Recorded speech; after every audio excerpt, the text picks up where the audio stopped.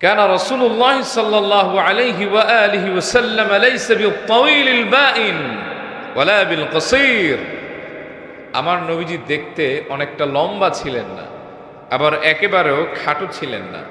তিনি ছিলেন মধ্যম আকৃতির একজন সুপুরুষ, যার জাসাদ মোবারকে জান্নাতি 40 জন যুবকের শক্তি আল্লাহ তাআলা দিয়ে দিয়েছিলেন। সুবহানাল্লাহ পড়েন।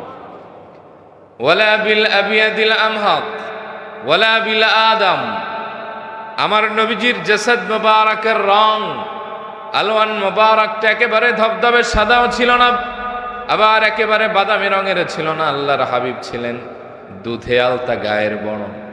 আল্লাহর হাবিবের জাসাদ মোবারকের মায়াবী রং থেকে নূর চমকাতো। সুবহানাল্লাহ।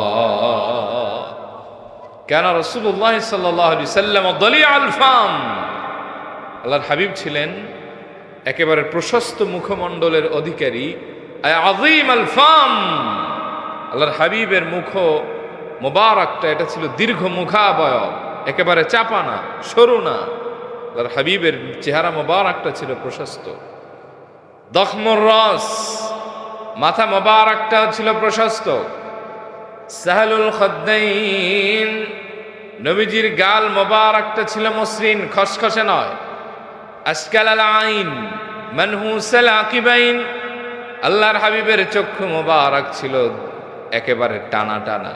আই তাওয়িলু শাক্কিল আইন, দীর্ঘ ডাগর। আল্লাহর হাবিবের চক্ষু মোবারকটা এতটাই প্রশান্ত ছিল, আকর্ষণীয় ছিল, অ্যাট্রাকটিভ ছিল। কেউ যদি নবীজির চক্ষু মোবারকের দিকে তাকাতো, প্রিয় নবীজির মায়া এসে মুগ্ধ হয়ে যেত। সুবহানাল্লাহ পড়েন। আল্লাহর হাবিবের চোখের ভুরু মোবারকের বর্ণনায় হাদিস এসেছে, আজাজ্জুল হাওয়াজিব শাওয়াবিগু ফি গায়রি করনিন বাইনাহুমা ইরকুন ইউদিররুহুল গাদাব। আল্লাহর হাবিবের চোখের ভুরু মোবারক ছিল ঘন পাপড়ি বিশিষ্ট। এই দুইটা ভুরু মোবারক একেবারে মিলিত ছিল না, সেপারেটেড ছিল, আলাদা। বাইনাহুমা ইরকুন, এই দুই ভুরু মোবারকের মাঝখানে ছোট্ট একটা রগ ছিল। ইউদিররুহুল গাদাব, আল্লাহর হাবিব যখন রাগান্বিত হতেন এই রগটা ফুলে ভিন্ন শুভ্রতা ছড়াতো। সুবহানাল্লাহ পড়েন। আদাজুল আইনাইন আহদাবুল আসফার জলিলুল মুশাশ, নবীজির চোখের মণি মোবারক ছিল একেবারে মেঘ কালো, গাঢ় কালো। আল্লাহর হাবিবের এই চক্ষু মোবারকের যে পাতাগুলি আছে সেগুলো ছিল সরু, চিকন, লম্বা। আল্লাহর হাবিব সাল্লাল্লাহু আলাইহি ওয়াসাল্লামের নাক মোবারক ছিল খাড়া, লম্বা, তবে ওয়ালাহু নূরুন ইয়ালু, নবীজির নাক মোবারক থেকে সবসময় নূর চমকাতে থাকতো। সুবহানাল্লাহ পড়েন। এই ঠোঁট মোবারক, এই ঠোঁট মোবারকের ব্যাপারে হাদিস এসেছে, গোলাপের পাপড়ির ন্যায় ছিল আল্লাহর হাবিবের দুটি ঠোঁট মোবারক। আল্লাহর হাবিবের দাঁত মোবারকগুলি ছিল মুক্তার দানার ন্যায় ঝলঝল উজ্জ্বল। এই সামনের দাঁত মোবারকের সামান্য ফাঁকা ছিল। ইযা তাকাল্লামা রুয়া কান-নূর ইয়াখরুজু মিন বাইনি সানায়া, আল্লাহর হাবিব যখন কথা বলতেন অথবা তার নূরময় জবান মোবারকে হাসতেন, সামনের দাঁত মোবারকের ফাঁকা জায়গা থেকে বিদ্যুতের ঝিলিকের ন্যায় নূর বের হয়ে যেত। সুবহানাল্লাহ।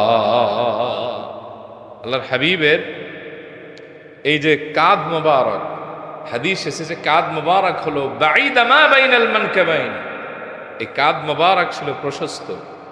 আল্লাহর হাবিবের দুই কাঁধ মোবারকের মাঝখানে ছিল মাহরুন নবুওয়া, শেষ নবী যে তিনি, এটার যে সিলমোহর এটা তার দুই কাঁধের মাঝখানে ছিল।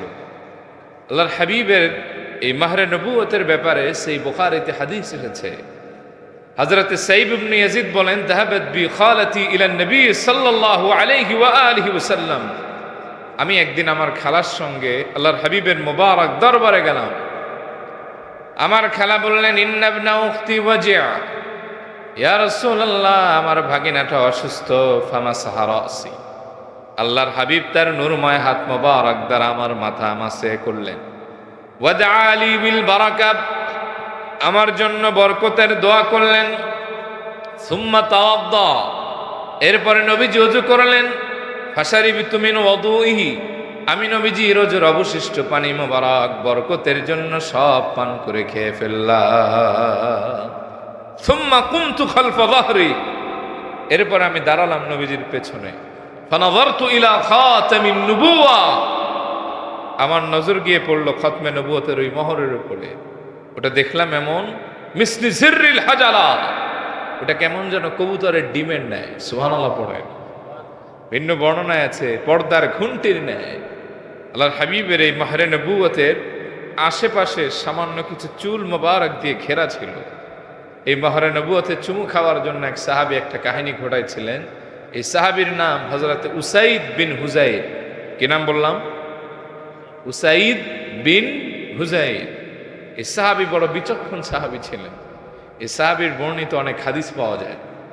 ইসলামের প্রাথমিক যুগে এই ব্যক্তি মাঝে মাঝে খালি গায়ে থাকতেন। আল্লাহর হাবিব সাল্লাল্লাহু আলাইহি সাল্লাম একবার তাকে একটু মায়া করে ভালোবেসে তার দেহের ভেতরে একটা গুতা দিয়েছিলেন বা একটা আঘাত করেছিলেন। সাহাবী আল্লাহর হাবিবরা একবার বললেন, ও নবী, আপনার সাথে আমার একটা কেসাস বাকি আছে, দেনা পাওনা বাকি আছে। সাহাবীরা বলে, কয় কি নবীজির সাথে আবার কেসাস কেমনে করবা, যিনি রহমতের নবী? বলে, আল্লাহর হাবিব, একদিন আপনি আমার একটা গুতা দিয়েছিলেন খালি গায়ে। ইসলামের বিধান হলো কেসাস, যে যতটুকু অপরাধ করবে তার ততটুকুই প্রাপ্য নিতে হবে। আপনি আমার একদিন আঘাত করেছিলেন, গুতা দিয়েছিলেন, আজকে আমিও দিতে চাই। সাহাবীরা বলে, কয় কি এমন বেয়াদবিপূর্ণ কথা তো কোনো সাহাবী বলার সাহস পায় না, তুমি বললা কেমনে? নবীজি বললেন, ও সাহাবীরা, উসাইদ বিন হুযাইরকে আমার কাছে আসতে দাও। আমি রাসূল চাই না আমার কাছে কোনো দুনিয়ার হক মানুষের থাকুক।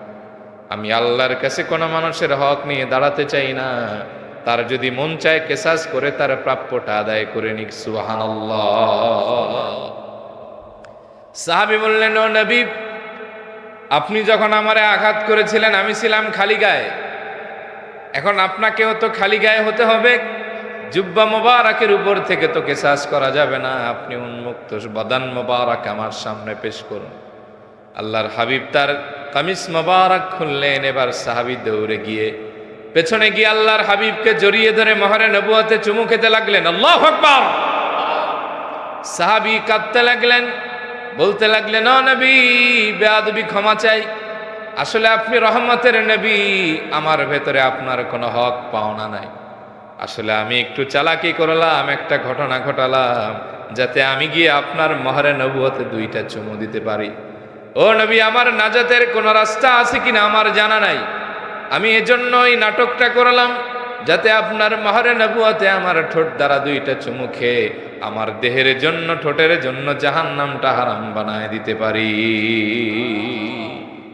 আল্লাহর হাবিবের এই মোহরে নবুয়ত ছিল দুই কাঁধ মোবারকের মাঝখানে। আল্লাহর হাবিবের এই পেট মোবারক এবং এই বক্ষ মোবারক এটা উঁচু নিচু ছিল না। আপনার আমার তো পেট একদিকে, আবার বুক হয়ে যায় আর একদিকে, ঠিক না? আল্লাহর হাবিবের পেট মোবারক এবং বক্ষ মোবারক দুইটাই সমান ছিল, তবে আরিদ সদর বক্ষ মোবারকটা কিছুটা প্রশস্ত ছিল। আল্লাহর হাবিবের এই চুল মোবারকের ব্যাপারে হাদিস আসছে, কানা শা'রু রাসূলিল্লাহি সাল্লাল্লাহু আলাইহি ওয়াসাল্লাম রাজিলান লাইসা বিসসাবতি ওয়ালাল জাদি বাইনা উযুনাইহি ওয়া আতিকাইহি। আল্লাহর হাবিব সাল্লাল্লাহু আলাইহি ওয়াসাল্লামের চুল মোবারকগুলি একেবারে খাড়াও ছিল না, আবার একেবারে কোকড়ানোও ছিল না, এর মাঝামাঝি ছিল। আল্লাহর হাবিবের এই চুল মোবারক যখন বাতাসে দোল খেত, নবীজির কপাল মোবারক এবং গাল মোবারক এসে লেপ্টে যেত, আর ভিন্ন শুভ্রতা ছড়াতো, নূর চমকাতে থাকতো। আওয়াজ করে বলেন সুবহানাল্লাহ। আল্লাহর হাবিবের চুল মোবারকগুলি কান মোবারক এবং কাঁধ মোবারকের মাঝামাঝি ছিল। আল্লাহর হাবিবের হাতের তালু মোবারক ছিল একেবারে তুলতুলে নরম। এই হাতের তালু মোবারকে জান্নাতি ছোঁয়া পাওয়া যেত। সুবহানাল্লাহ। মিশকের ঘ্রাণ বের হতো নবীজির হাতের তালু মোবারক থেকে। আল্লাহর হাবিবের সাথে কেউ যদি মুসাফাহা করতেন, যতক্ষণ আল্লাহর হাবিব তার হাত মোবারক সরাতেন না, যতক্ষণ ওই ব্যক্তি তার হাত না সরায়, কারণ নবুয়তের হাতের ছোঁয়ায় জান্নাতি ছোঁয়া পাওয়া যায়। সুবহানাল্লাহ পড়েন। হাতের আঙ্গুলি মোবারকগুলি ছিল সুষম, মোটা মোটা গোশত দিয়ে সমৃদ্ধ। আল্লাহর হাবিবের পাসিনা মোবারক ছিল মিশকের চাইতে অধিক সুঘ্রাণযুক্ত।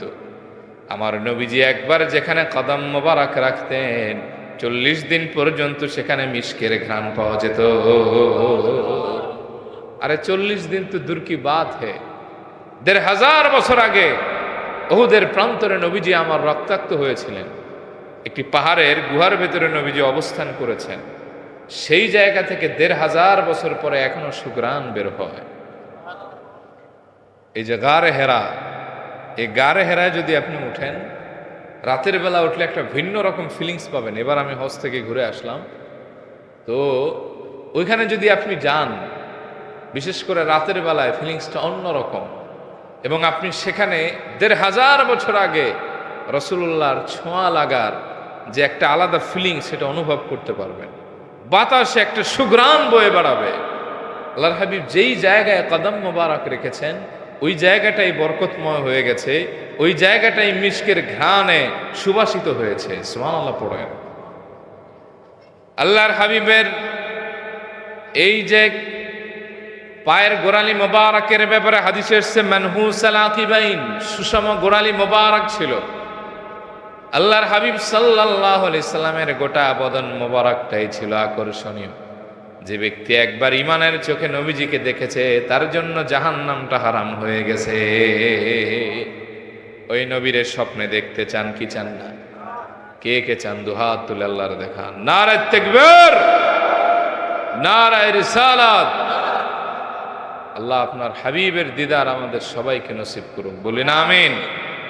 তাহলে প্রিয় নবীজির একটি অন্যতম গুরুত্বপূর্ণ আল্লাহ তাআলা যে বৈশিষ্ট্য মর্যাদা দিয়েছেন, যে স্পেশাল কোয়ালিটি দিয়েছেন, তাহলে এই পৃথিবীতে সবচেয়ে সুন্দর করে তার হাবিবকে আল্লাহ তাআলা বানিয়েছেন। সুবহানাল্লাহ পড়বেন না?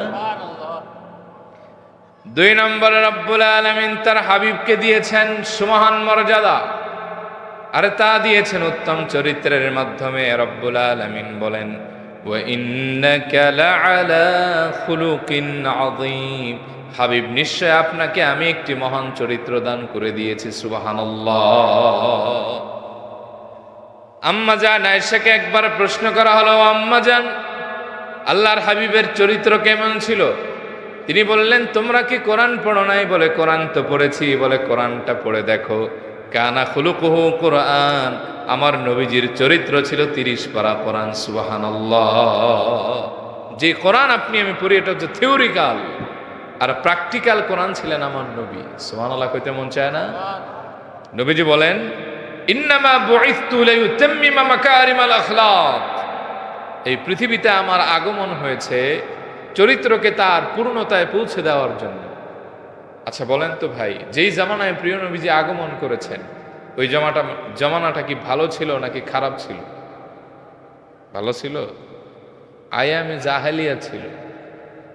সেই জামানায় নবীজি আগমন করেছেন যে জামানায় মায়ের সাথে জেনা করত তার ছেলে, বোনের সম্ভ্রম নষ্ট করত তার ভাই, মেয়ে জন্ম দেওয়ার কারণে সেই মেয়েকে একেবারে জীবন্ত পুঁতে ফেলা হতো। এমন কোনো নিকৃষ্টতা ছিল না যে আমলে ছড়িয়ে পড়েনি। কিন্তু নবীজির আগমনে, নবীজির চরিত্রের রৌশনে, রহমতের নবীর ছোঁয়ায় ওই মানুষগুলি পৃথিবীর শ্রেষ্ঠ মানুষ হয়ে গেছেন। যারা ছিলেন লুটেরা তারা হয়ে গেছেন মানুষের সম্পদের আমানতদার। যারা ছিলেন সতীত্বের জম তারা হয়ে গেছেন সতীত্বের পাহারাদার। সুবহানাল্লাহ পড়েন।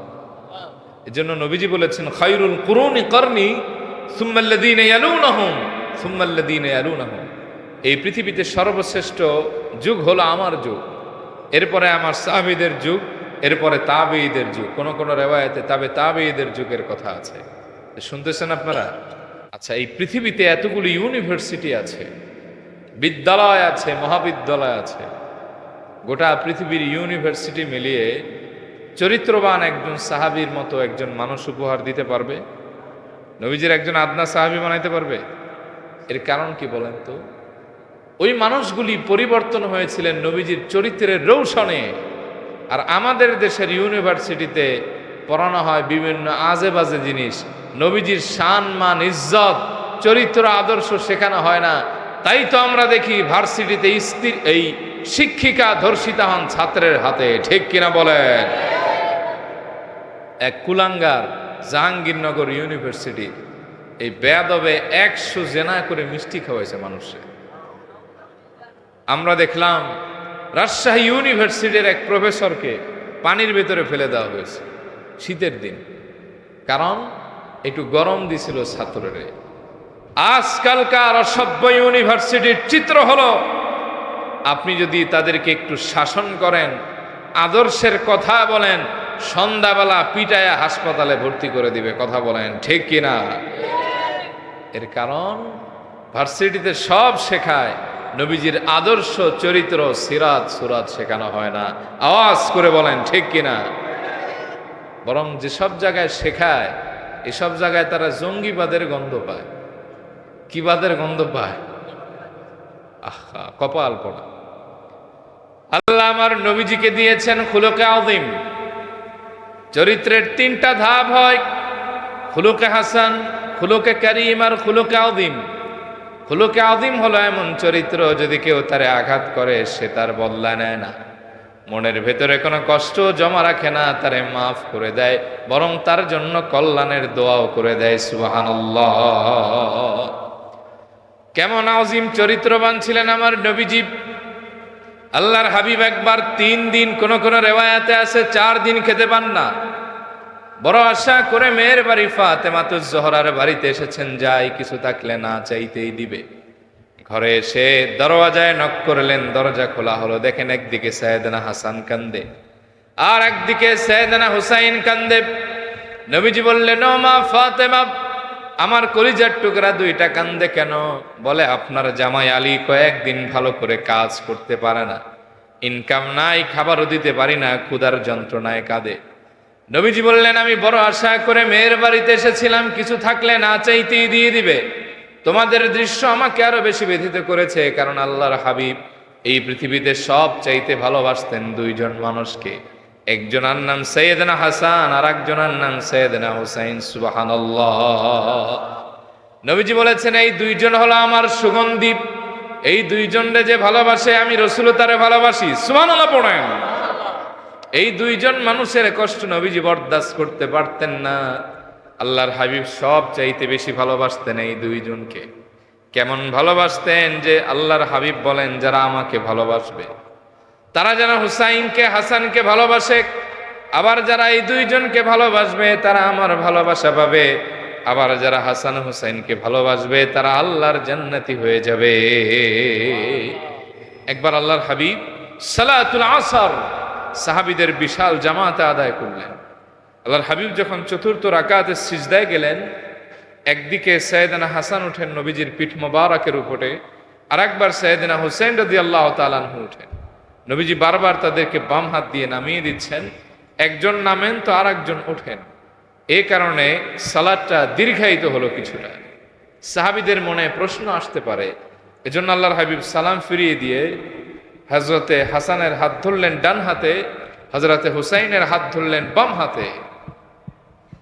এবার নবীজি সাহাবীদেরকে প্রশ্ন ছুড়ে দিলেন, আলা উখবিরুকুম বিখাইরিন নাসি জাদ্দান ওয়া জাদ্দাতান।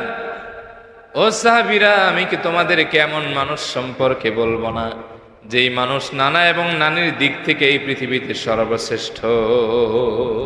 সাহাবীরা, তোমরা কি জানো নানা এবং নানির দিক থেকে এই পৃথিবীতে সর্বশ্রেষ্ঠ মানুষকে? আলা উখবিরুকুম বিখাইরিন নাসি আম্মান ওয়া আম্মাতান। ও সাহাবীরা, আমি কি তোমাদেরকে সেই মানুষের কথা বলবো না চাচা এবং ফুফুর দিক থেকে যেই মানুষ এই পৃথিবীর সর্বশ্রেষ্ঠ? সুবহানাল্লাহ। আলা উখবিরুকুম বিখাইরিন নাসি খালান ওয়া খালাতান। ও সাহাবীরা, আমি কি তোমাদেরকে সেই মানুষের কথা বলবো না যেই মানুষ মামা এবং খালার দিক থেকে সর্বশ্রেষ্ঠ? আলা উখবিরুকুম বিখাইরিন নাসি আবান ওয়া উম্মান। ও সাহাবীরা, আমি কি তোমাদেরকে সেই মানুষের কথা বলবো না যেই মানুষ আব্বা এবং আম্মার দিক থেকে এই পৃথিবীর সর্বশ্রেষ্ঠ মানুষ? সুবহানাল্লাহ। সাহাবীরা তন্ময় চিত্তে তাকিয়ে আছেন, বিস্ময় চিত্তে অবলোকন করছেন। নবীজি কার কথা বলে জানো? নবীজি বললেন, ও সাহাবীরা শোনো শোনো, তারা আর কেউ না, হুমা আল হাসান ওয়াল হুসাইন, তারা হলো আমার দুই নাতি, জান্নাতের যুবকদের সরদার হাসান এবং হুসাইন রাদিয়াল্লাহু আনহুমা। সুবহানাল্লাহ। নবীজি বললেন, ও সাহাবীরা, জাদ্দুহুমা রাসূলুল্লাহ সাল্লাল্লাহু আলাইহি ওয়াসাল্লাম, তাদের নানা সাইয়্যিদুল মুরসালিন রাহমাতাল লিল আলামিন, নবীদের সরদার সরকারে দো জাহা, আমি মুহাম্মদ সাল্লাল্লাহু আলাইহি সাল্লাম নিজেই, সুবহানাল্লাহ পড়েন, তার নানি জান্নাতের আরেকজন আপার ক্লাস মহিলা, যার নাম খাদিজা বিনতে খুয়াইলিদ, যারে আল্লাহ নিজে সালাম দিয়েছেন, তার চাচা জাফর বিন আবি তালেব, শহীদদের ভেতরে শ্রেষ্ঠ শহীদের একজন। তার ফুপুর নাম হলো উম্মে হানি, তার খালাদের নাম হলো জাইনাব, উম্মে কুলসুম, রুকাইয়া, তার মামার নাম হলো কাসেম, ফি রিওয়ায়া ইব্রাহিম। এরপরে নবীজি বললেন তার বাবা হলো শেরে খোদা আলী, তার মা হলো জান্নাতের মহিলাদের সরদারিনী, আমার কলিজার টুকরা, আমার মেয়ে ফাতেমাতুজ জোহরা। সুবহানাল্লাহ। এবার নবীজি বললেন, সাহাবীরা শোনো শোনো, আমার হাসান হুসাইনের নানা নানি জান্নাতি, খালা মামা জান্নাতি, ফুপু চাচা জান্নাতি, আব্বা আম্মা জান্নাতি, ওমান আহাব্বাহুমা ফিল জান্নাহ, যারা হৃদয় দিয়ে আমার হাসান হুসাইনকে ভালোবাসবে, আমি রাসূল ঘোষণা করে দিলাম তারাও আল্লাহর জান্নাতি মেহমান হয়ে যাবে। এই দুইজন মানুষকে নবীজি সবচাইতে বেশি ভালোবাসতেন। এই দুইজন আর কষ্টে ভরা এই দৃশ্য নবীজি সহ্য করতে পারলেন না। হযরতে হাসান হুসাইন এবং হযরতে ফাতেমার বাড়ির এই করুণ দৃশ্য দেখে নবীজি মদিনার অলিতে গলিতে ছুটতে লাগলেন। এক ইহুদির বাগানে গিয়ে বললেন, হাল্লাকা আজিরিন, তোমার কি কামলা আছে নাকি, কাজের মানুষ দরকার আছে নাকি, do you need any worker? ওই লোকটা নবীজির চেহারা দেখে মায়ে পড়ে গেল, বলল, আমার কাছে একটা কাজ আছে, আমার বাড়ির পাশে একটা খেজুর বাগান আছে, ওখান থেকে পানি উত্তোলন করতে হবে কুয়া থেকে, আর খেজুর গাছের গোড়ায় দিতে হবে, যদি কাজ করে দিতে পারো কিছু খেজুর পাবা, টাকা পয়সা না। নবীজি বললেন, ওকে ডান, ডিল ইজ ফাইনাল। আল্লাহর হাবিব কাজ আরম্ভ করলেন। এক বালতি, দুই বালতি, তিন বালতি করে আল্লাহর হাবিব পানি উত্তোলন করলেন। জাসাদ মোবারকে আর কুলায় না। 3 দিনের না খাওয়া নবীজি আমার বসে পড়লেন, শরীরে আর শক্তি নাই। ইহুদির মায়া লাগলো, তিনি নবীজিকে 3টা খেজুর দিলেন, খান, আবার কাজ রিস্টার্ট করেন। আল্লাহর হাবিব আবার কাজ আরম্ভ করলেন। 1 বালতি, 2 বালতি, 3 বালতি করে করে 9ম বালতি পর্যন্ত পানি উঠিয়েছেন। যেই না 10ম বালতি পানি উঠাবেন, বালতিটা কুয়ার ভেতরে ফেললেন, রশিটা ছিঁড়ে গিয়ে বালতিটা কুয়ার ভেতরে পড়ে গেল। অমনি ইহুদি এসে নবীজির জাসাদ মোবারকে একটা আঘাত করলেন, রহমতের নবী ঘুরে পড়ে গেলেন। কিন্তু নবীজি কোনো বদদোয়া করলেন না, প্রতিশোধ নিলেন না, বরং ইহুদির হাত ধরে বললেন, ভাইরে, আমার কারণে আপনার 2টা লোকসান হলো, আমারে আঘাত করে আপনি নিজেও ব্যথিত হলেন, আবার আপনার বালতিটাও হারালেন। তবে ভাইরা, আমি ওয়াদা করলাম, আমি আপনার বালতি যতক্ষণ আপনার কাছে না ফিরিয়ে দিব, আমি রাসূল এখান থেকে 1 কদম নড়ব না। সঙ্গে সঙ্গে নবীজি দোয়া করলেন, আল্লাহ, তোমার এই বান্দাটা চিনে নাই আমাকে, না চিনে আমার সাথে বেয়াদবি করে ফেলেছে। আমি তো জানি আমার সাথে বেয়াদবি করলে তুমি তাকে ছেড়ে দাও না, অ্যাকশন ডাইরেক্ট অ্যাকশন দাও। বেচারারা তুমি মাফ করে দাও, আর বেচারার বালতিটা তুমি ফেরত দাও। আমি চাই না আমার কাছে কোনো মানুষের হক থাক। নবীজি দোয়া করতে লাগলেন। রব্বুল আলামিন কেমন যেন জবাব দিলেন, ও হাবিব, আপনি যেহেতু হাত উত্তোলন করেছেন, বেচারারে মাফ করে দিলাম, আর আপনার হাত মোবারকের ছোঁয়া যেহেতু লেগেছে, বালতি তো ফেরত পাবেই। কোনোদিন আর এই কুয়া থেকে কষ্ট করে পানি দিতে হবে না, অটোমেটিক গাছে গাছে পানি যাওয়ার ব্যবস্থা আমি আল্লাহ করে দিব। আমার রহমতের নবী হাত নামালেন। আষাঢ় মাসের জোয়ারের মতো পানি উপচে উপচে স্রোত বয়ে বাড়াতে লাগলো। যেই গাছে যতটুকু পানি দরকার অটোমেটিক বেয়ে বেয়ে যায়, বালতিও চলে আসে। রহমতের নবী ইহুদিরে বালতিটা দিয়ে দিলেন। ইহুদি খুশি হয়ে 1 ব্যাগ খেজুর দিলেন, যান, মন ভরে খান। কি দেখাইলেন আপনি! আল্লাহর হাবিব ফাতেমাতুজ জোহরার বাড়িতে আসলেন। হঠাৎ করে ইহুদির মনে পড়ে গেল, আয় হায়, আমি না শেষ জামানার নবীর এই মৌজেজা হবে তা পড়েছি তাওরাতে। এই কি সেই আমার দয়ার নবী, মায়ার নবী, যার হাতে, যার গাল মোবারকের, জাসাদ মোবারকের সাথে আমি বেয়াদবি করেছি? না না, এই হাত আর আস্ত রাখা যাবে না, হাতকে শাস্তি পেতেই হবে। দৌড়ে ঘরে গেলেন, তার বাড়ি দিয়ে আঘাত করে তার হাতটাকে দু টুকরো বানায় ফেললেন। আল্লাহু আকবার।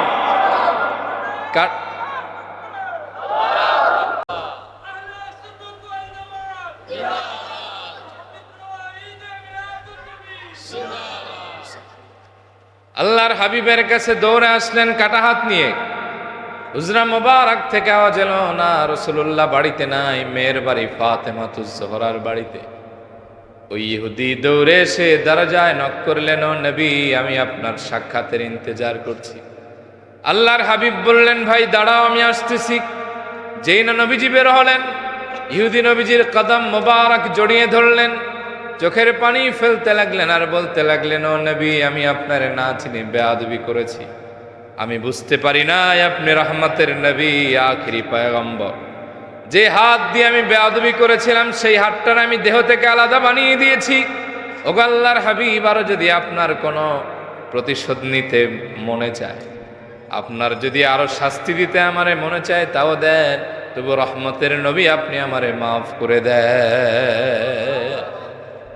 নবীজি বললেন, ভাই রে, তুমি কি করলা? আমি তো আগেই তোমারে মাফ করে দিয়েছি, কেন তুমি তোমার হাতটারে কাটলা? দাও তো তোমার কাটা হাতটা আমার কাছে। আল্লাহর হাবিব তার হাতটা এভাবে ধরলেন, কাটা অংশের সাথে খণ্ডিত অংশ একটু ধরে জবানের লালা মোবারক পেঁচিয়ে দিলেন। এরপরে বললেন, ভাই বলো তো এখন কেমন লাগে? ইহুদি বলে, আল্লাহর কসম করে বলি, ওগো নবীজি, যেই না আপনার জবান মোবারকের থুতু মোবারক আমার হাতের চারপাশে লেগেছে, আমার হাতটা এতটাই সুস্থ হয়ে গেছে যে কাটা দাগ পর্যন্ত আর খুঁজে পাই না। সুবহানাল্লাহ। ও নবী, আপনি আমারে ফিরাই দিয়েন না। আশহাদু আন্নাকা রাসূলুল্লাহ, নিশ্চয় আপনি হলেন আল্লাহর রাসূল, আমি সাক্ষ্য দিলাম, আপনি আমারে পড়ায় দেন, লা ইলাহা ইল্লাল্লাহু মুহাম্মাদুর রাসূলুল্লাহ সাল্লাল্লাহু আলাইহি ওয়াসাল্লাম। নবীজির চরিত্র ছিল, তিনি প্রতিশোধ পরায়ণ ছিলেন না, বরং তিনি ক্ষমা করতে ভালোবাসতেন। সুবহানাল্লাহ পড়েন। কেমন চরিত্র! কেউ তারা আঘাত করেছে, পাল্টা আঘাত করে নাই।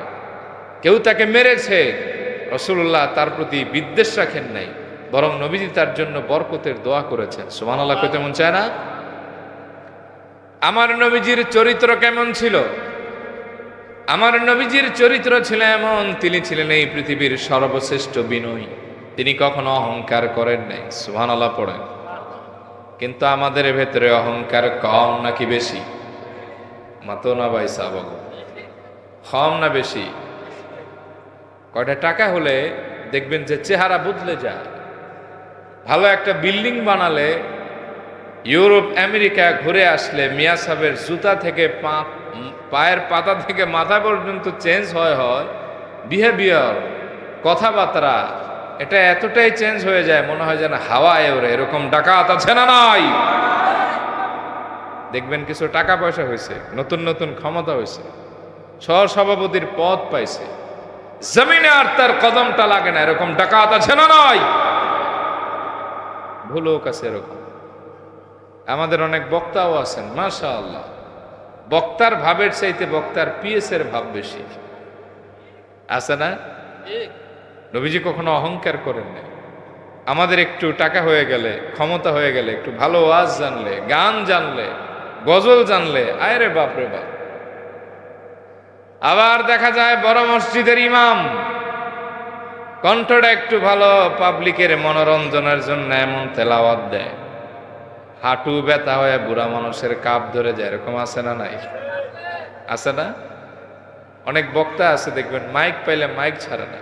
এগুলো অহংকারের সময়, নিজের মনে করে যে আমার কথা অনেক খুব শক্তিশালী, আবেগ ঘন কথা, এটা মানুষের দরকার না। নবীজি এমন ছিলেন না। শুনতেছেন আপনারা? আল্লাহর হাবিব ছিলেন চূড়ান্ত বিনয়ী মানুষ।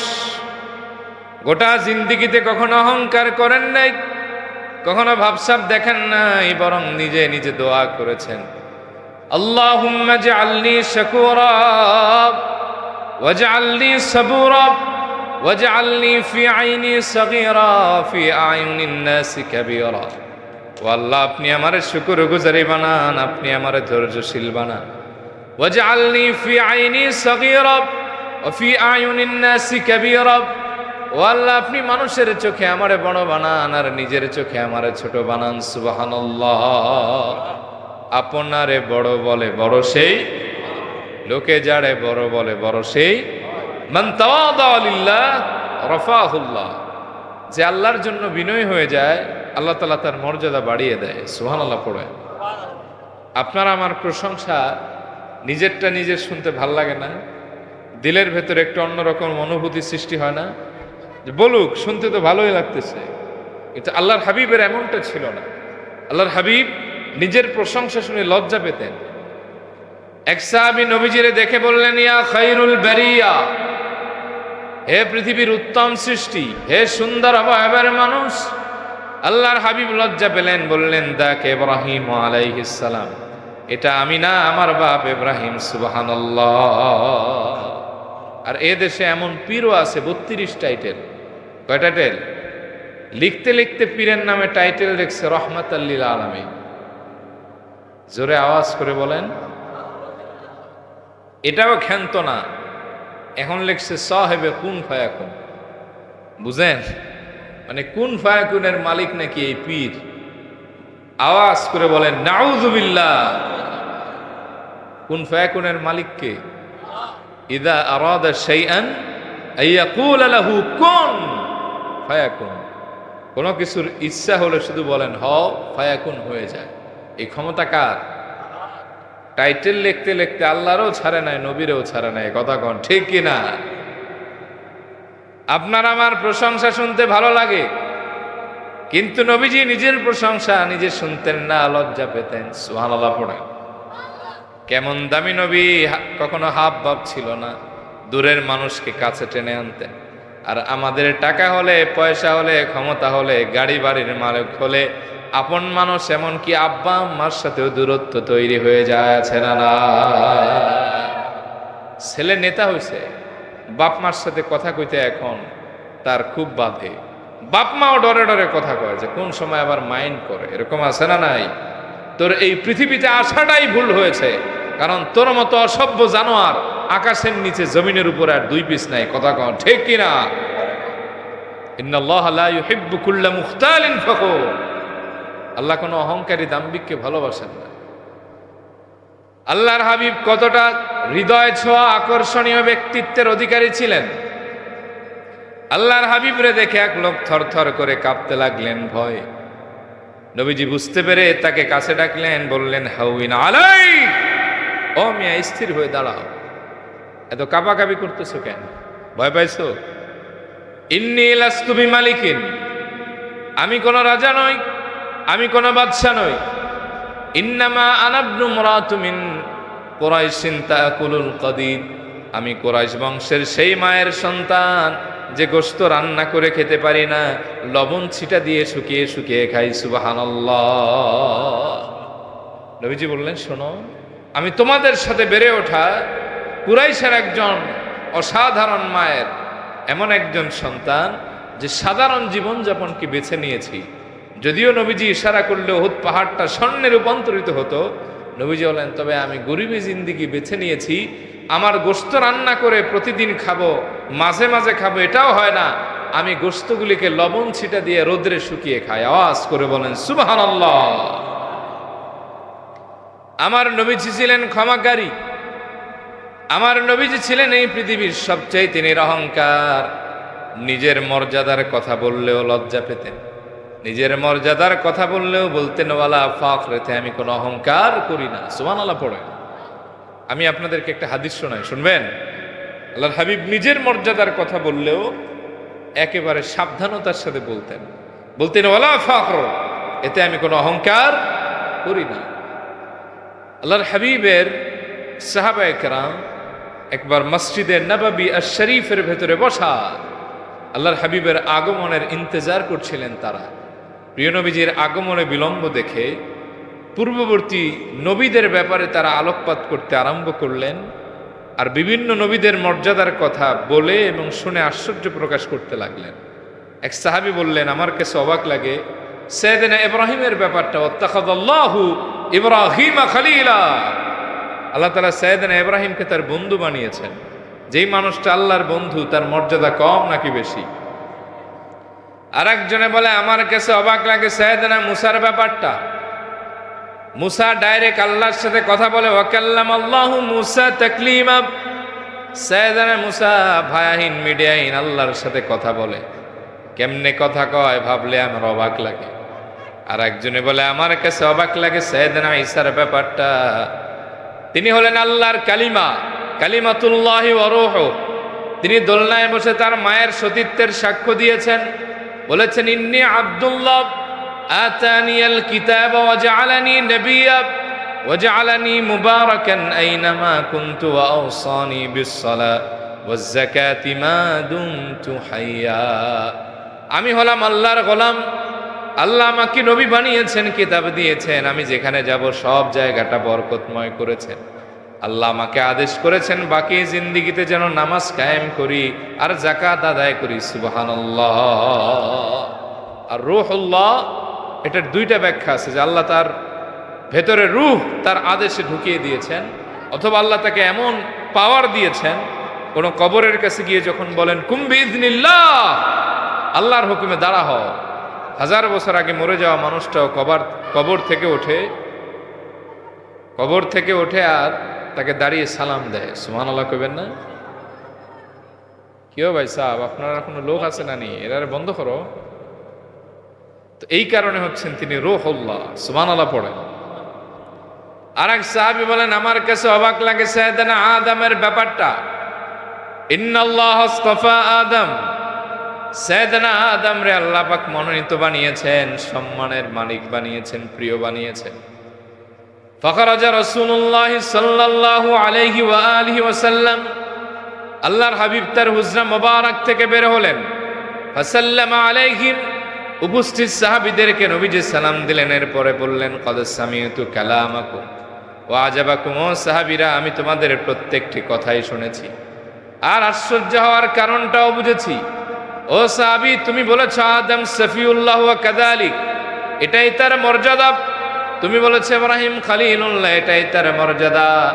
তুমি বলেছ মুসা কালিমুল্লাহ, এটাই তার মর্যাদা। তুমি বলেছ ঈসা রূহুল্লাহ ওয়া হুয়া কাযালিক, এটাই তার মর্যাদা।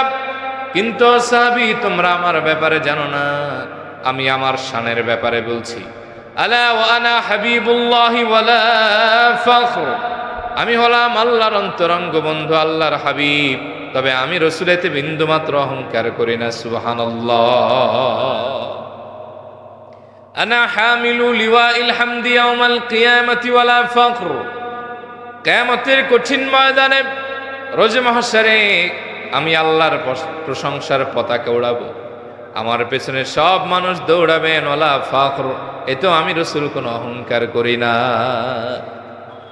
আনা আউয়ালু শাফিঈন ওয়া আউয়ালু মুশাফফাঈন ইয়াউমাল কিয়ামাতি ওয়ালা ফখর, কিয়ামতের কঠিন ময়দানে আমি সর্বপ্রথম শাফাআত করব, আর আমার শাফাআত রব্বুল আলামিন সবার আগে গ্রহণ করবেন, তবে আমি রাসূল এতেও কোনো অহংকার করি না। সুবহানাল্লাহ।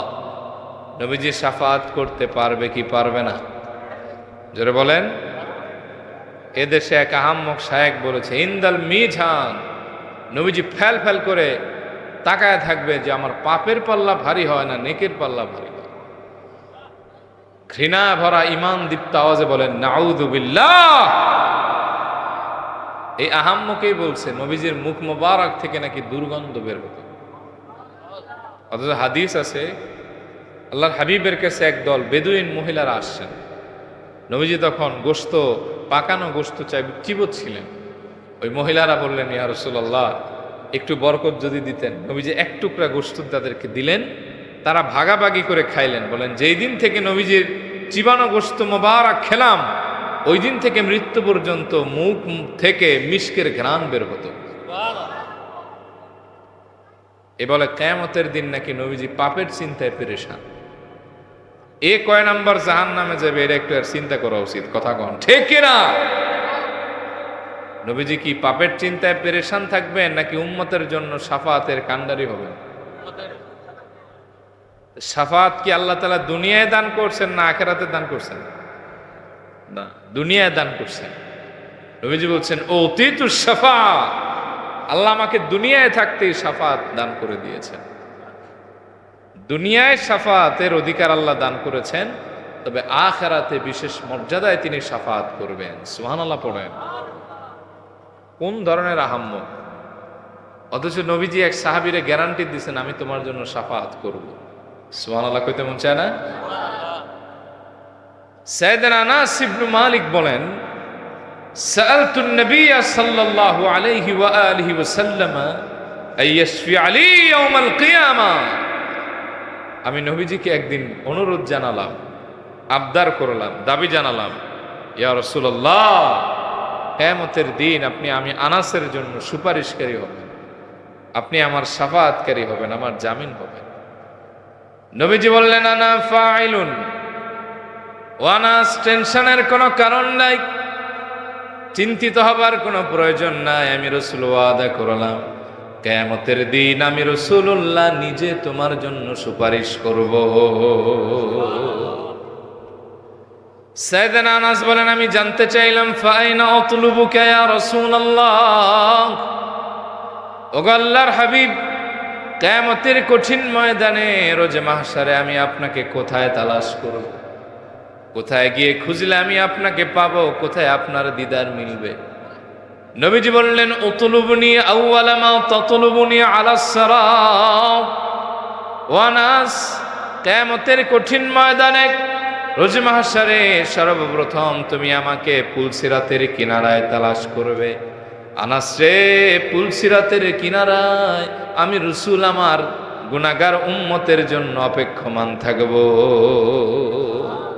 আনাস, সর্বপ্রথম তুমি আমাকে পুলসিরাতের কাছে তালাশ করবা।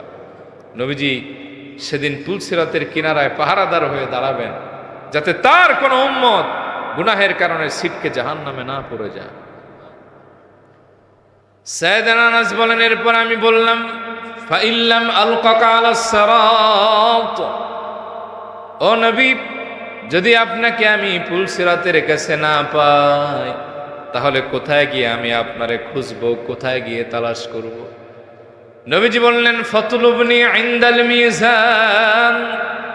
ও আনাস, যদি তুমি আমাকে পুলসিরাতের কাছে না পাও তাহলে দ্বিতীয়বার তুমি আমাকে এসে মিজানের পাল্লার কাছে খুঁজবা, যেখানে মানুষের পাপ নেকি ওজন করা হবে, সেই জায়গায় আমি আমার উম্মতের কান্ডারি হয়ে অপেক্ষা করতে থাকবো। আনাস, তুমি আমাকে দ্বিতীয়বার পুলসিরাতের কাছে তালাশ করো। হাদিসের ব্যাখ্যায় আসছে নবীজি পেরেশান হয়ে যাবেন, একবার দৌড়াবেন এই যে পুলসিরাতের কাছে, আর একবার দৌড়ে আসবেন মিজানের কাছে। আহারে, এই দুইয়ের মাঝখানে না জানি কোনো উম্মত জাহান্নামী হয়ে যায়। নবীজি সেখানে উম্মতের জন্য ইস্তিগফারে আল্লাহ তাআলার কাছে অবনতি চিত্তে শুধু ইস্তিগফার করতেই থাকবেন। সুবহানাল্লাহ পড়েন। সাইয়েদনা আনাস ইবনে মালিক বলেন ফাইল্লাম আলকাকা ইনদাল মিজান, ও নবী যদি আপনাকে আমি মিজানের কাছেও না পাই তাহলে আপনাকে আমি কোথায় তালাশ করব? নবীজি বললেন ফাতলুবনি ইনদাল হাউদ, যদি তুমি আমাকে মিজানের কাছে না পাও সর্বশেষ তুমি আমাকে হাউজে কাউসারের কাছে তালাশ করবে। আনাস, আমি আমার গুনাহগার উম্মতের জন্য হাউজের পানি নিয়ে অপেক্ষা করব। তাদের কলিজা সেদিন শুকিয়ে যাবে, চক্ষুগুলি হতচকিত হবে, চেহারাটা বিবর্ণ হয়ে যাবে। আমি রহমতের নবী আমার উম্মতকে সেদিন এই হাউজে কাউসারের পানি পান করায় কলিজাটা শীতল বানায় দিব। ফাইন্নী লা উখতিউ হাযিহি সালাসা মাওতিন, এই তিন জায়গার বাহিরে আমি কোথাও থাকবো না রে আনাস। হয়তো আমারে পুলসিরাতে পাবা, না হয় মিজানের কাছে পাবা, না হয় হাউজের কাছে পাবা, এই তিন জায়গার যে কোনো এক জায়গায় সেদিন উম্মতের মায়া আমাকে পেয়ে যাবা। সুবহানাল্লাহ। তাহলে শাফাত কি আল্লাহ দুনিয়ায় দান করছেন না আখিরাতে? দুনিয়ায় থাকতেই এই মর্যাদা আল্লাহ তাআলা তার হাবিবকে দান করে দিয়েছেন। সুবহানাল্লাহ পড়েন। আল্লাহর হাবিব বলেন, আনা আউয়ালু মান ইউহাররিকু হিলাকাল জান্নাহ, আমি সর্বপ্রথম ব্যক্তি যিনি জান্নাতের করা নাড়ব।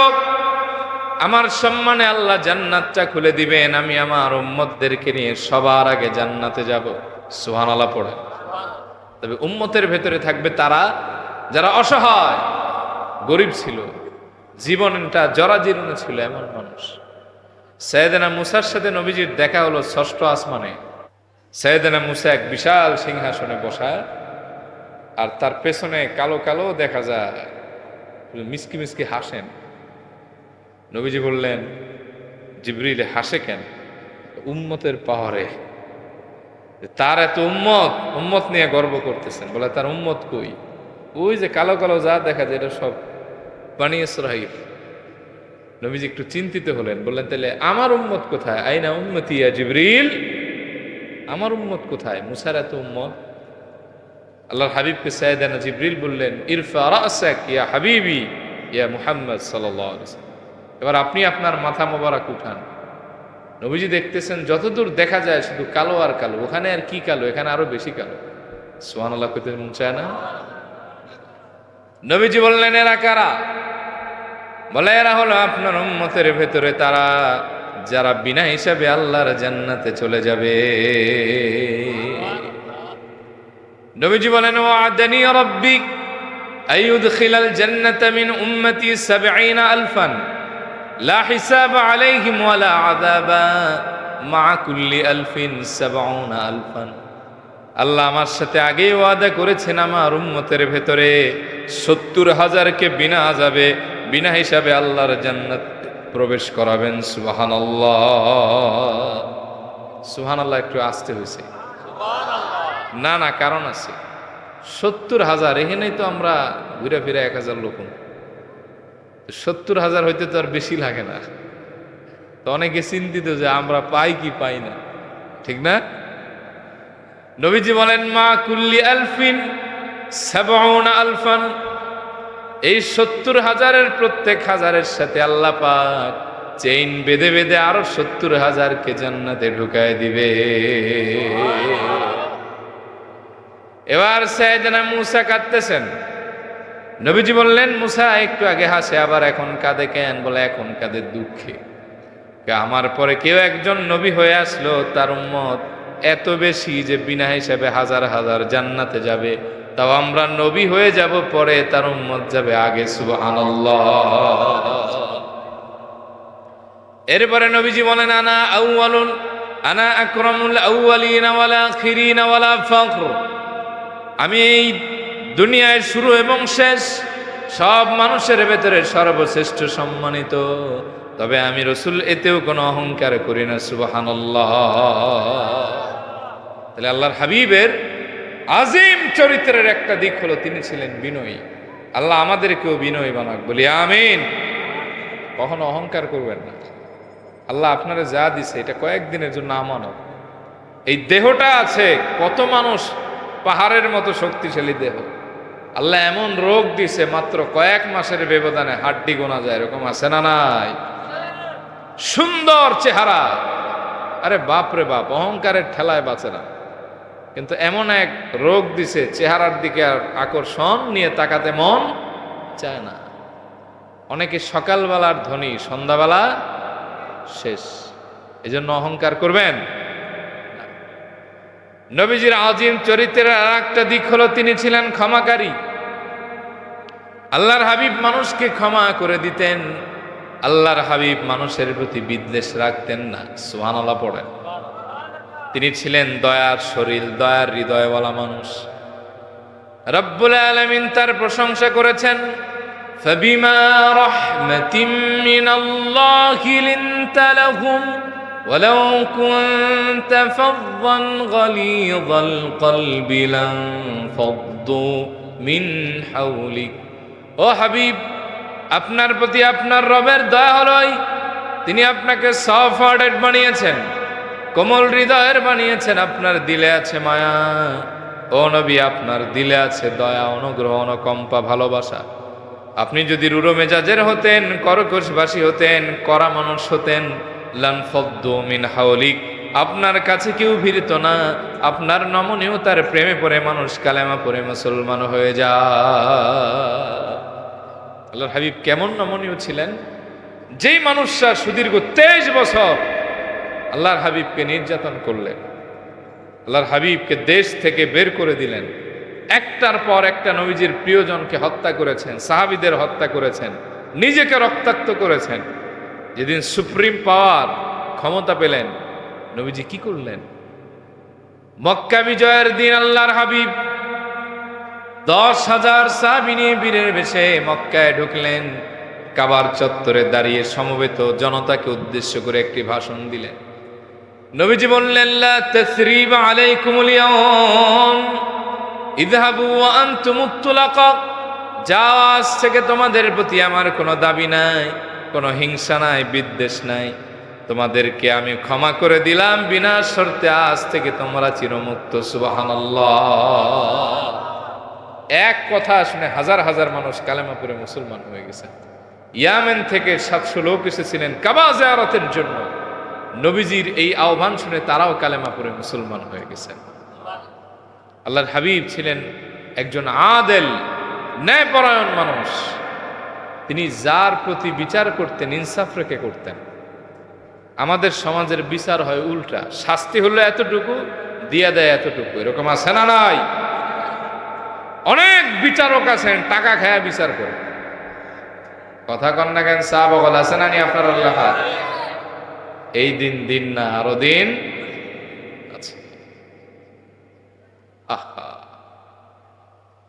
এক ভাইয়ের সাথে ঝগড়া লাগছে, এর থেকে নেয় 20,000, আর একজনের থেকে নেয় 50,000। দুইজনারে ঠিক রেখা 50 যেদিকে ওইদিকে বিচারটা জায়গা। হ্যাঁ, অনেক সময় দেখা যায় নির্দোষ যে সে আরো জুতার বাড়িও খায়। এ দেশে দুইটা জিনিসের খুব কদর, এক হলো নগদ টাকা, আর 2 নম্বর হলো মামু খালুর পাওয়ার। এই দুইটা জিনিস আছে তো বাংলাদেশে বাদশাহ। আর এই দুইটা জিনিস যদি না থাকে তাহলে আপনি কোনো জায়গায় শান্তি পাবেন না। কথা কন ঠিক না বে ঠিক? আল্লাহর হাবিব মানুষকে ইনসাফের বিচার করতেন। কিসের বিচার? যার যতটুকু শাস্তি ততটুকুই দিতেন, আবার নবীজি রহমতের চাদরে তাকে আবদ্ধ করে নিতেন। একটা হাদিস আমি আপনাদেরকে শোনায় আলোচনা শেষ করে দিব। আপনাদের কি মনোযোগ আছে? দেখেন নবীজি কতটা ন্যায়পরায়ণ ছিলেন, কতটা আদেল ইনসাফওয়ালা নবী ছিলেন। সুবহানাল্লাহ পড়েন। সহিহ আল বুখারীর কিতাবুল হুদুদের হাদিস 6780 নম্বর হাদিস। وعن عمر بن الخطاب رضي الله عنه أن رجلا على عهد النبي صلى الله عليه وآله وسلم كان اسمه عبد الله وكان يلقب حمارا। আল্লাহর হাবিবের জামানা একজন লোক ছিল যার নাম ছিল আব্দুল্লাহ, আর যারে মানুষ গাধা বলে ডাকতো। সাইয়েদনা ওমর হাদিসটা বর্ণনা করেছেন। তো গাধা কি ভালো মানুষের নাম? গাধা কি মানুষ এমনি ডাকে? এই ব্যক্তি নবীজিকে মাঝে মাঝে হাসাতেন, ফান করতেন, জোকস করতেন নবীজির সাথে। ভিন্ন বর্ণনা আছে, সাহাবীরা জিজ্ঞেস করছেন, তুমি নবীজির এত হাসাও কেন? ভয় লাগে না? তোমরা সারাদিন দুঃখের কথা নবীজির এতটাই বলো যে নবীজি অশান্তিতে ভোগেন, তার হৃদয় মোবারকটা আরো চিন্তিত হয়। আমি একটুখানি জোকস করে ফান করে নবীজির একটু রিল্যাক্স করার চেষ্টা করি। সুবহানাল্লাহ পড়েন। এই লোক একবার মজা করে এক সাহাবীরে বিক্রি করে দিছিল। পরে সাইয়েদনা ওসমান তারে ফিরে আনছেন। ভিন্ন রেওয়ায়াতে আছে যে উনি একদিন বাজারে গেছেন। তা আরবে তৎকালীন বাজারে হালওয়া বিক্রি হতো। এটা ছিল দুধ, খেজুর আর মধুর মিশ্রণে তৈরি। ওনার প্রচন্ডভাবে খেতে ইচ্ছে করছে, কিন্তু পকেটে আর মাল পানি নাই। চিন্তা করছে আমারে তো আর বাকি দিবে না, নবীজির নামে বাকি নিয়ে নেই। আল্লাহ রসুলের নামে বাকি নিয়ে আসছেন দরবারে।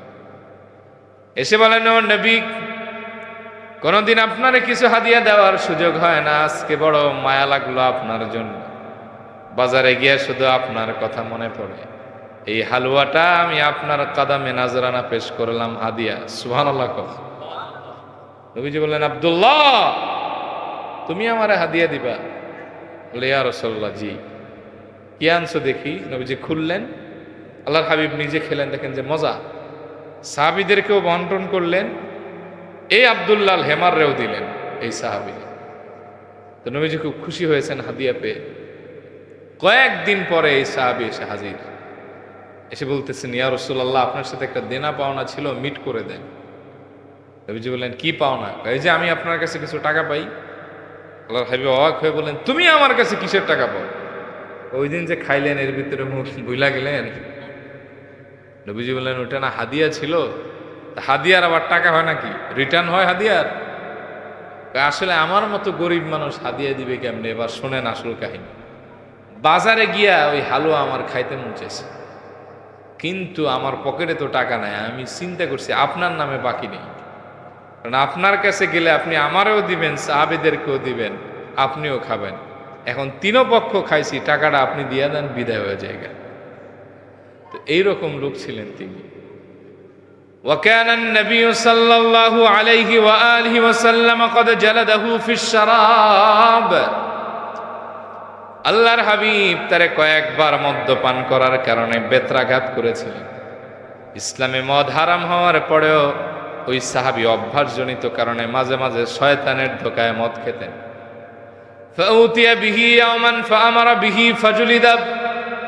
একবার মাত্র মদ্যপান করে আল্লাহর হাবিবের মোবারক দরবারে আসলেন। রাসূলুল্লাহ নেশাগ্রস্ত অবস্থায় দেখে তারে পেটাতে বললেন, মদ খেয়েছে, মদের শাস্তি ওর পেতেই হবে, রে পেটাও। তারে যখন পেটানো হচ্ছিল, ফাকাল রাজুলুম মিনাল কওম, তার গোত্রের একজন লোক দাঁড়ায় গেলেন, বললেন, আল্লাহুম্মা লাআনহুমা আকসার মা ইউতা বিহ। আল্লাহ আপনি তার উপর লানত ফেলেন, ধ্বংস করেন, অভিসম্পাদ করেন। কতবার তারে পেটানো হলো, লজ্জা হয় না, বারবার খালি মদ খায়। নবীজি দৌড়ে এসে বললেন, লা তালআনুহু, খবরদার তাকে লানত দিও না। মদ খেয়েছে, শাস্তি পেয়েছে, কিন্তু লানত দাও কেন? এটা তার উপর জুলুম, খবরদার লানত দিও না। ফি রিওয়ায়া কুলু লা তাফআলা আবাদা, তোমরা বলো ভাই রে এই কাজটা করো না, এই কাজটা খারাপ কাজ। এবার নবীজি আল্লাহর নামের শপথ করে বললেন, ফাওয়াল্লাহি ইন্নী মা আলিমতু ইন্নাহু ইউহিব্বুল্লাহ ওয়া রাসূলাহু, আমি আল্লাহর নামের কসম করে বলি, এই ব্যক্তি মদ খায় ঠিক, কিন্তু এই ব্যক্তি তার হৃদয় দিয়ে আল্লাহ এবং তার রাসূলকে সবচাইতে বেশি ভালোবাসে। আল্লাহর হাবিব নিজে তার ব্যাপারে সাক্ষী দিলেন, যে লানত দিচ্ছিলেন তাকে বাধা দিলেন, কারণ তার শাস্তি হয়ে গেছে। এখন তার উপর কোনো কথা বলে জুলুম করাটা আল্লাহর হাবিব বরদাস্ত করলেন না। সুবহানাল্লাহ পড়ে। কেমন ইনসাফ ওয়ালা নবী ছিলেন, চিন্তা করা যায়? আর আমরা মানুষকে বিচার করি চোখ দেখে আর চেহারা দেখে, ঠিক কিনা বলেন? এই সমাজের অর্ধেক অশান্তি কিছু অসাধু বিচারক, মোরল আর নেতা খাতাদের কারণে। কথা কন ঠিক কিনা? পকেটে টাকা পাইলে যেই দিকে পকেট ভারী ওই দিকে বিচারও রেডি, ঠিক না? আর নবীজি কি এমন ছিলেন? ইখতাসামা রাজুলানি ফিল মদিনা, দুইজন লোক মদিনা মুনাওয়ারায় ঝগড়া করছেন। একজন ছিল ইহুদি, একজন ছিল মুমিন। রায়টা রাসূলুল্লাহ সব শুনে মুমিনের পক্ষে দেন না, ইনসাফের রায় ইহুদির পক্ষে দিয়ে দিয়েছেন। সুবহানাল্লাহ পড়ে। এই ছিল আমার নবীর চরিত্র, এই ছিল তার আদর্শ। তিনি ছিলেন কোমল আচরণের একজন মানুষ। একজন কুখ্যাত কাফের, যে রাসূলুল্লাহর শত্রু, কিন্তু আল্লাহর হাবিবের কাছে আসছেন কোনো পরামর্শ নিতে, কথা বলতে। নবীজি তার হৃদয়ের সব আকর্ষণ দিয়ে কথা শুনতেন এবং ওই ব্যক্তিকে গুরুত্ব দিতেন। সুবহানাল্লাহ পড়ে। আমাদের দেশে এটা আছে নাকি? কথা কন। আল্লাহ তাআলা তার হাবিবের চরিত্রের উপরে আমাদের এই আদর্শে চরিত্র গঠন করার তৌফিক দান করুক, বলি আমিন। আল্লাহ তাআলা তার হাবিবের সুন্নতগুলি পালনের তৌফিক দান করুক, বলি আমিন।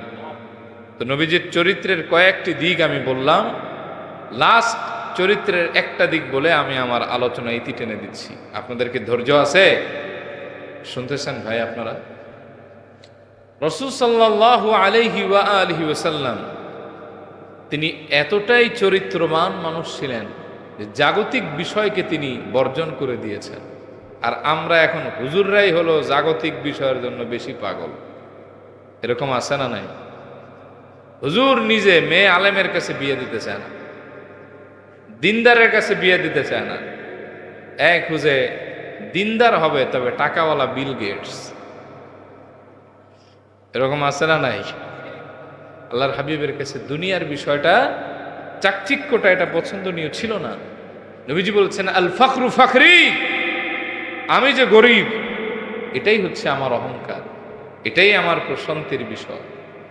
সাইয়েদনা ওমর রাদিয়াল্লাহু তাআলা আনহু একবার ঢুকলেন নবীজির হুজরা মুবারকে, দেখতেছেন প্রিয় নবীজি আমার, তিনি একেবারে একটা খেজুরের পাতা দিয়ে বানানো একটা ঝুলন্ত খাটের উপরে শোয়া আছেন।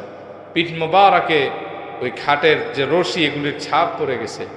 ফাবাকে ওমর, সাইয়েদনা ওমর কাঁদতে লাগলেন আর বললেন, ইয়া রাসূলুল্লাহ, কাফের মুশরিকরা এত আনন্দ করে গেল দুনিয়ায়, আর সরকার দোজা রাহমাতুল লিল আলামিন তিনি এখানে কষ্ট করতেছেন, আপনি অনুমতি দেন আমি একটা বালিশ আর তোশক বানাই দিই। নবীজি বললেন, ওমর, আমি যদি চাইতাম এক ইশারা করলে উহুদ পাহাড়টা এক মুহূর্তে আমার জন্য স্বর্ণে রূপান্তরিত হয়ে যেত। আমি দুনিয়ায় শান্তি করতে আসি নাই, কারণ অতিরিক্ত শান্তি আর সুখে থাকলে মানুষ আল্লাহরে ভুলে যায়। দরিদ্র আর অভাবে থাকলে আল্লাহরে বারবার স্মরণ হয়, মানুষের প্রতি দয়া হয়, ইনসাফওয়ালা হৃদয় তার ভেতরে থাকে। কথা কন ঠিক কিনা? আল্লাহ ইনসাফওয়ালা হৃদয় আমাদেরকে দান করুক, বলি আমিন। তো বিদায় বেলায় নবীজির কিছু সুন্নতের ব্যাপারে আমি আপনাদের উদ্বুদ্ধ করি। সারাদিন খালি ওয়াজ শুনলেন কিন্তু কিছু মানলেন না, হবে? নবীজির গুরুত্বপূর্ণ একটি সুন্নত হলো মিসওয়াক। আল্লাহর হাবিব বলেছেন, আলাইকুম বিসওয়াক, আমি তোমাদের কাছে আমার সুন্নত মিসওয়াককে রেখে গেলাম। লাউলা আন আশুক্কা আলা উম্মতি লা আমারতুহুম বিসওয়াকি ইনদা কুল্লি সালাহ ওয়া ফি রিওয়ায়া ইনদা কুল্লি ওযু। যদি আমার উম্মতের জন্য কষ্টসাধ্য বিষয় না হতো, প্রত্যেক নামাজ এবং ওযুর সময় মিসওয়াক করাকে বাধ্যতামূলক করে দিতাম। এই মিসওয়াক করবেন, মুখের ভেতরে নূর আসবে, জবানের ভেতরটা আল্লাহ পবিত্র করবে, জবান হেফাজত হয়ে যাবে, এই জবান দিয়ে খারাপ কথা বের হবে না। সুবহানাল্লাহ পড়েন। 2 নম্বরে, নবীজির পছন্দের কালার ছিল সবুজ, এই সবুজ কালার পরবেন। অন্য রেওয়ায়াতে আছে সাদা কালার। কি কালার? কানা আহাব্বুল আলওয়ানি ইলা রাসূলিল্লাহ সাল্লাল্লাহু আলাইহি ওয়াসাল্লাম আল খুদরা, আল্লাহর হাবিবের কাছে সবচেয়ে প্রিয় রং কালার ছিল সবুজ। এজন্য নবীজির রওজা আতহারের গম্বুজের রং কি? এই যে বিভিন্ন পিলার আছে, পিলারে আয়েশা, লুবাবা, উস্তুয়ে হান্নানা, সবগুলার মাথা দেখবেন সবুজ, কারণ এটা নবীজির পছন্দের কালার। অফি রিওয়ায়া আল খুদরা ওয়াল আবিয়াদ, রাসূল সাল্লাল্লাহু আলাইহি ওয়া আলিহি ওয়াসাল্লাম বলেছেন যে নবীজির সবচেয়ে প্রিয় রং ছিল সবুজ আর সাদা। যেটা বলেন কি? আল্লাহর হাবিব বলেছেন, তোমরা সাদা কাপড় পরো, কারণ এটা সবচেয়ে উত্তম পোশাক তোমাদের জন্য। ওয়াকাফিনু ফিহা মাউতাকুম, আর সাদা কাপড় দিয়ে তোমাদের মৌত যারা, মৃত যারা, মাউতাকুম, এই মৃত তোমাদের ভেতরে যারা, তাদের কাফন দাও। সুবহানাল্লাহ পড়েন। 3 নম্বর সুন্নাত বলি, প্রিয় নবীজি সাল্লাল্লাহু আলাইহি ওয়াসাল্লাম সুগন্ধি ব্যবহার করা পছন্দ করতেন। জোরে বলেন কি? আপনাদের পাশে বড় লেখায় তো এটা রাখরা, ঠিক না?